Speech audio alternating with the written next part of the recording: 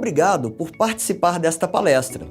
Espero que goste do que preparei para você. No final, apresentarei alguns exemplos ilustrativos de ferramentas que podem ajudar na criação de cursos para EAD, com relação ao tema que iremos ver. Prontos? Começando em 3, 2...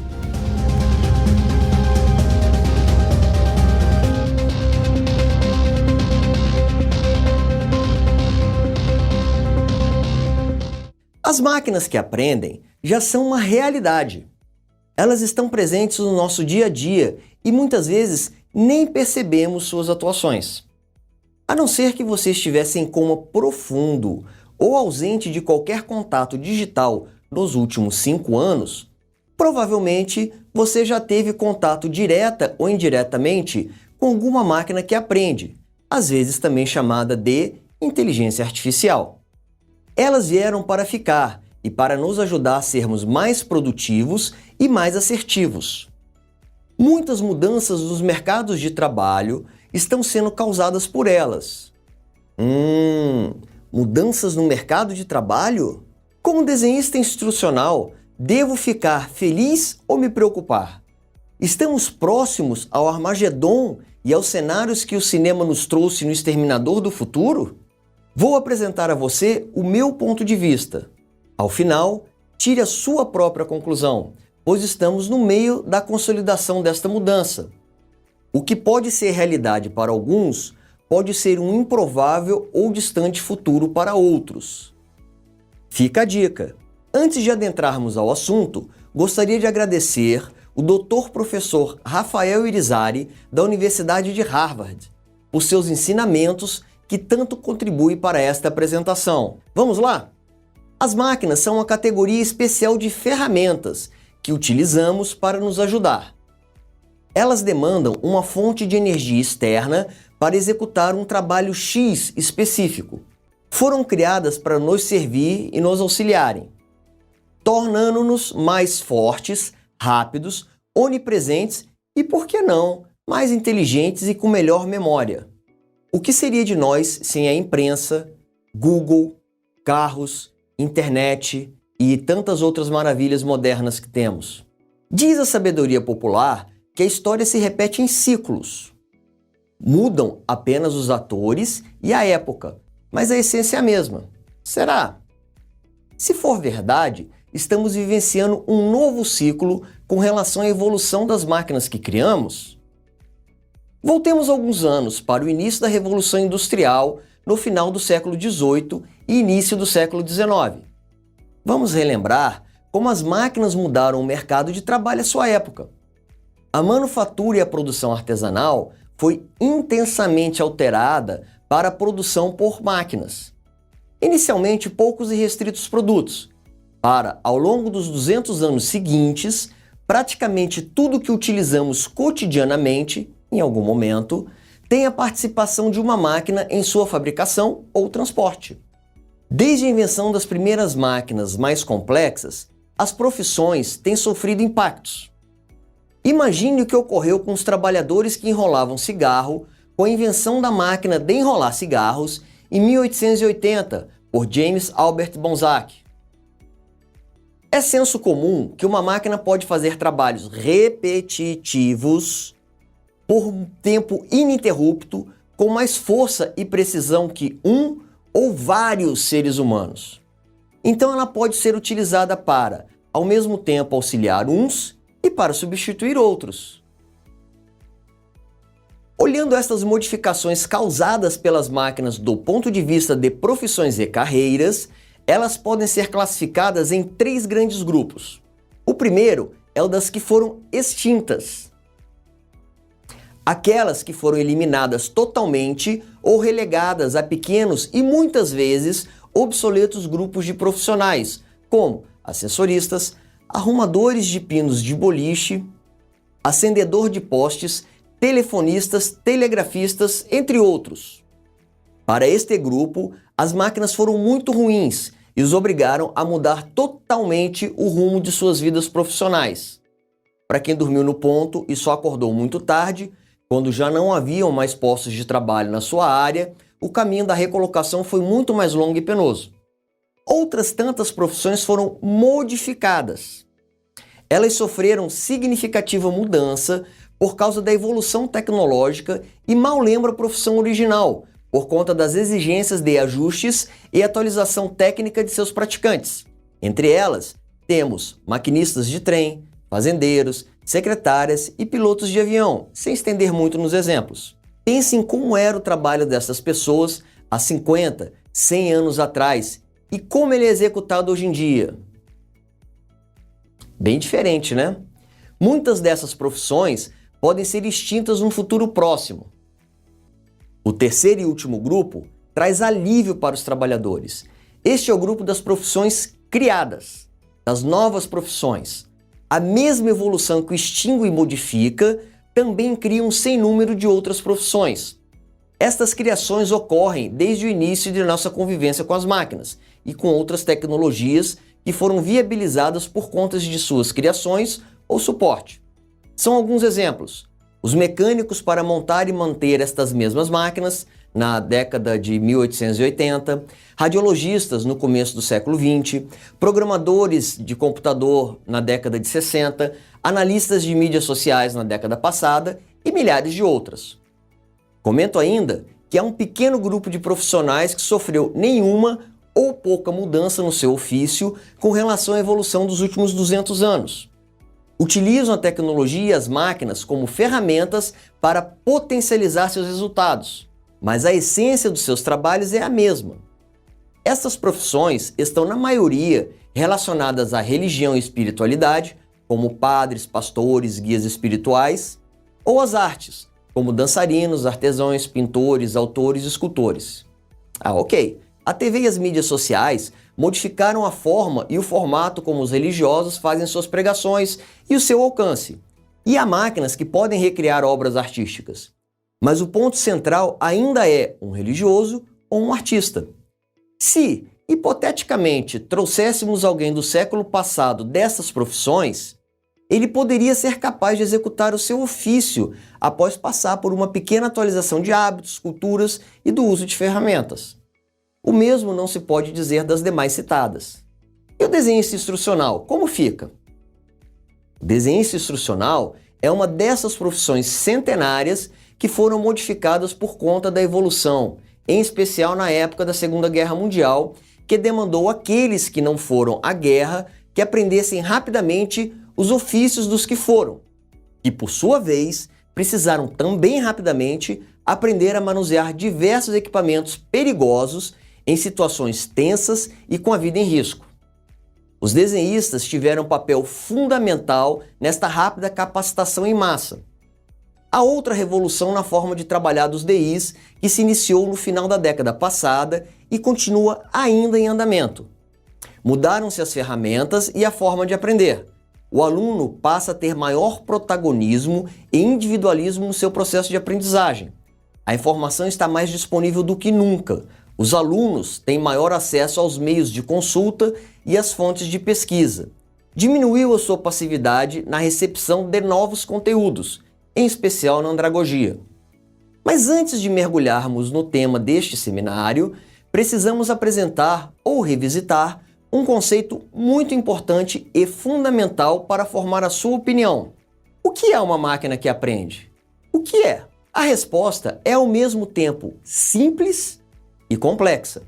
É simples porque a diferença de uma máquina que aprende para uma máquina tradicional ou comum é que ela aprende.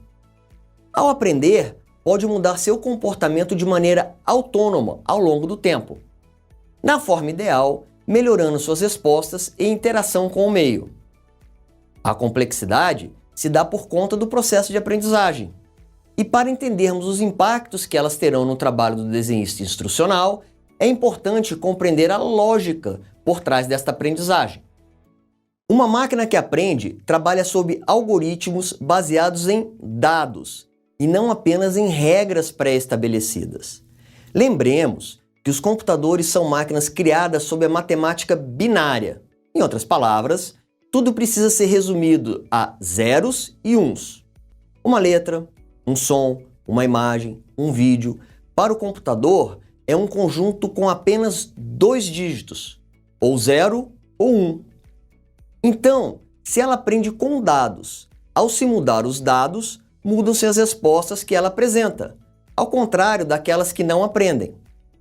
Para ilustrar o processo de aprendizagem, vou apresentar o processo de instrução para a leitura de letras. Escolhi este exemplo, pois o universo de resposta é bastante simplificado, com apenas 27 opções no alfabeto. Ou seja, para cada solicitação feita à máquina para interpretar uma determinada letra, existem apenas 28 possíveis respostas. Uma das 27 letras com respostas positivas ou uma negativa, não foi possível compreender.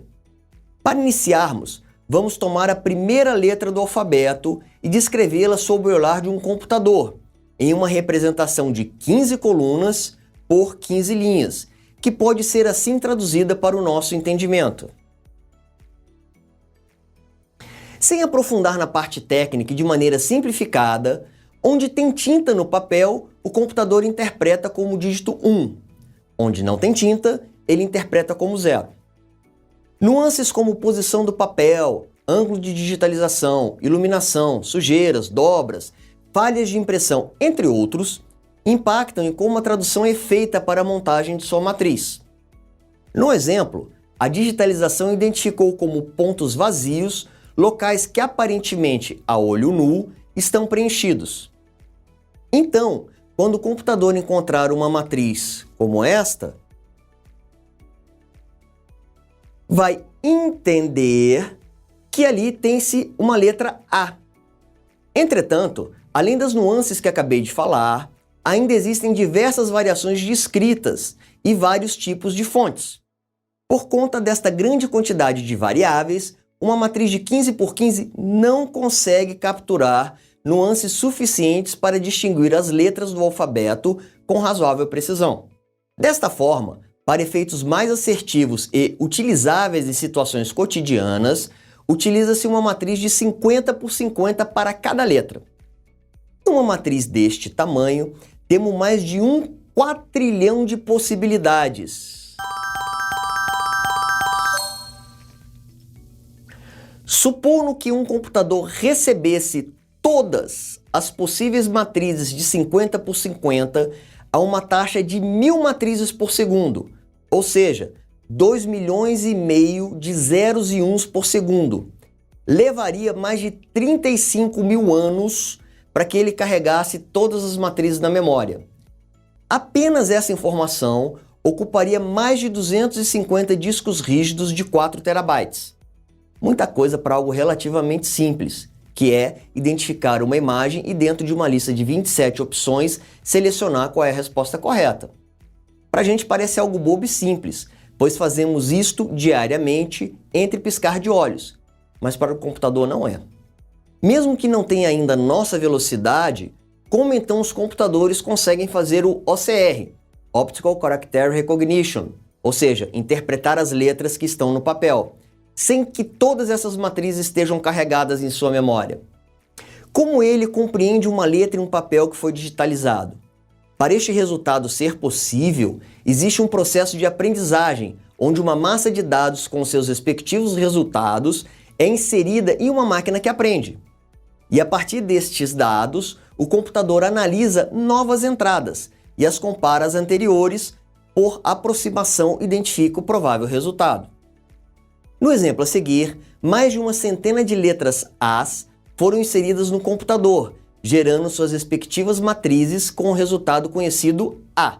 A máquina foi ensinada que qualquer destas imagens deveria ser interpretada como A.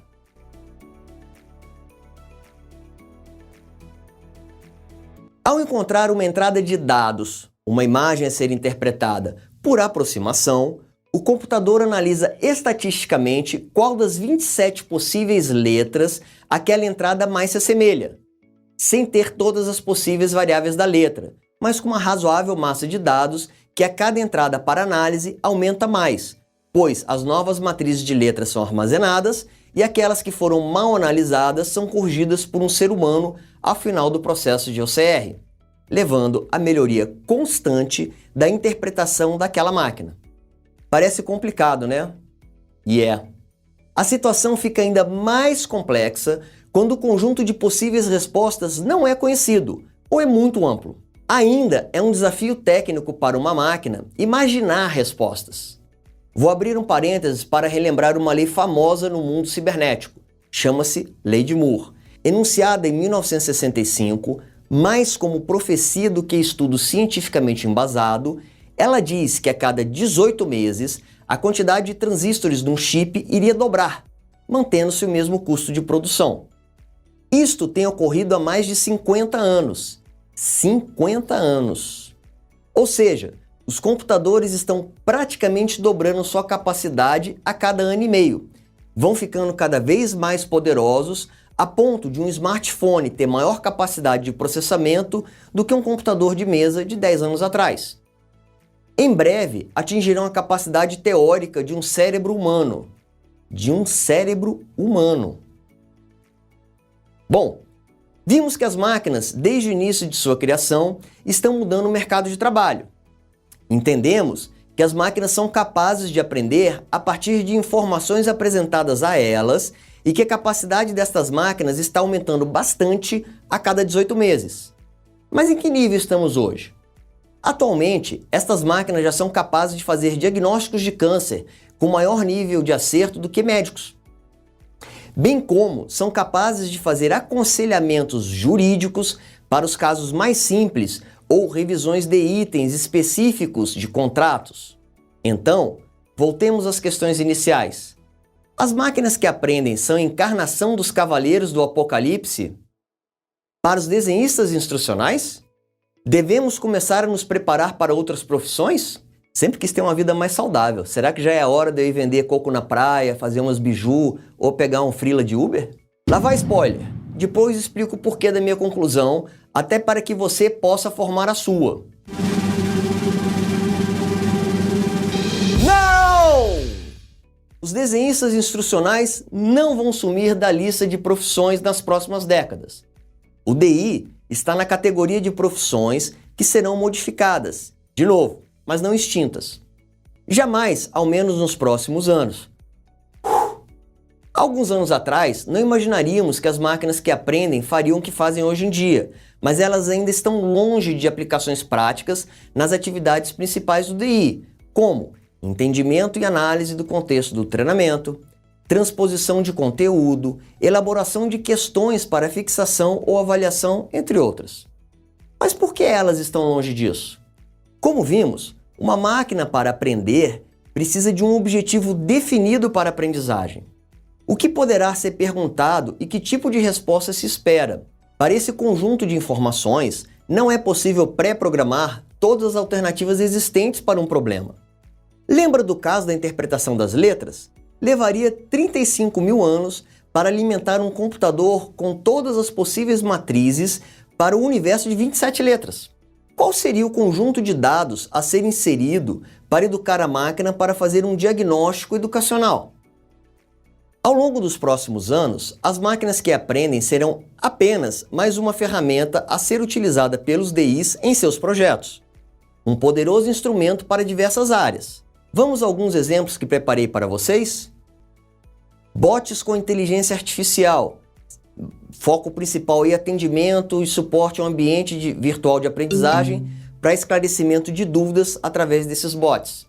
Já são utilizados para esclarecer dúvidas sobre o AVA, como acesso, troca de senha, emissão de certificados, etc. Em tese, qualquer dúvida comum já pode ser respondida por um assistente automatizado.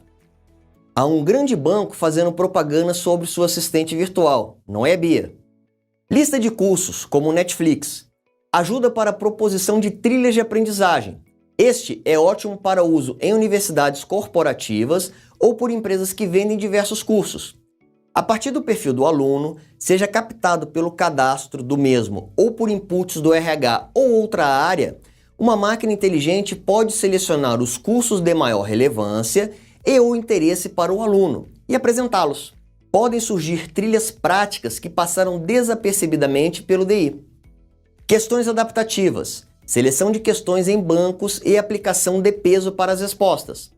De acordo com as respostas obtidas, as questões dos bancos podem ser reclassificadas.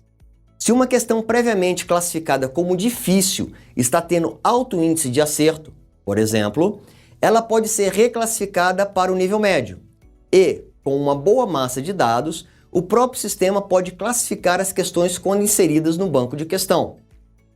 Acessibilidade out of the box. Acessibilidades como legendagem automática, dublagem, tradução para outros idiomas ou em libras. Há uma tecnologia já em uso que permite a legendagem automática de vídeos.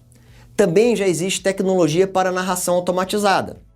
Convido vocês a identificar qual dos dois trechos a seguir, extraídos do livro O Diário de Anne Frank, foi lido por uma máquina. É difícil em tempos como estes, ideais, sonhos e esperanças, permanecerem dentro de nós, sendo esmagados pela dura realidade. É um milagre eu não ter abandonado todos os meus ideais, eles parecem tão absurdos e impraticáveis. No entanto, eu me apego a eles, porque eu ainda acredito, apesar de tudo, que as pessoas são realmente boas de coração. É difícil em tempos como estes. Ideais, sonhos e esperanças permanecerem dentro de nós, sendo esmagados pela dura realidade. É um milagre eu não ter abandonado todos os meus ideais. Eles parecem tão absurdos e impraticáveis. No entanto, eu me apego a eles, porque eu ainda acredito, apesar de tudo, que as pessoas são realmente boas de coração. Quem disse que o primeiro trecho foi lido por um computador, acertou. Mas este foi fácil, né? Percebem que a narração está cada vez melhor. Já não temos mais aquela voz robótica e muitas vezes sem entonação.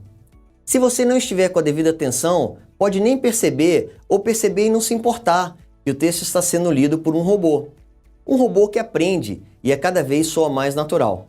Vamos ouvir novamente os trechos, agora sem a música de fundo? É difícil em tempos como estes, ideais, sonhos e esperanças, permanecerem dentro de nós, sendo esmagados pela dura realidade. É um milagre eu não ter abandonado todos os meus ideais, eles parecem tão absurdos e impraticáveis. No entanto, eu me apego a eles, porque eu ainda acredito, apesar de tudo, que as pessoas são realmente boas de coração. É difícil em tempos como estes. Ideais, sonhos e esperanças permanecerem dentro de nós, sendo esmagados pela dura realidade. É um milagre eu não ter abandonado todos os meus ideais. Eles parecem tão absurdos e impraticáveis.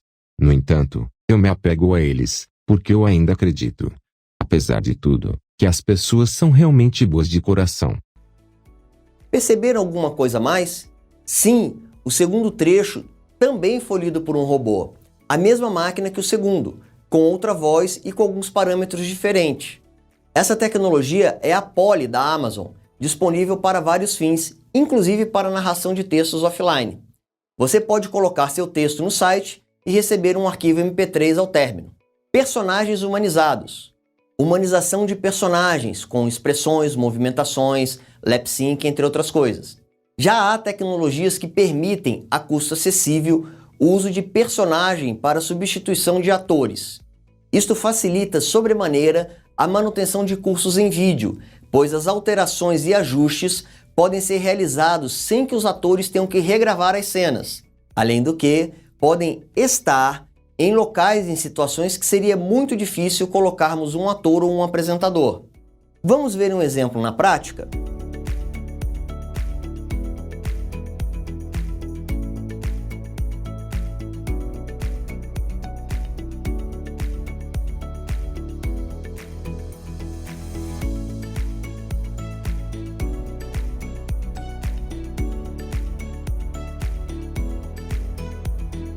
E assim chegamos ao fim da palestra, o futuro do DI com as máquinas que aprendem.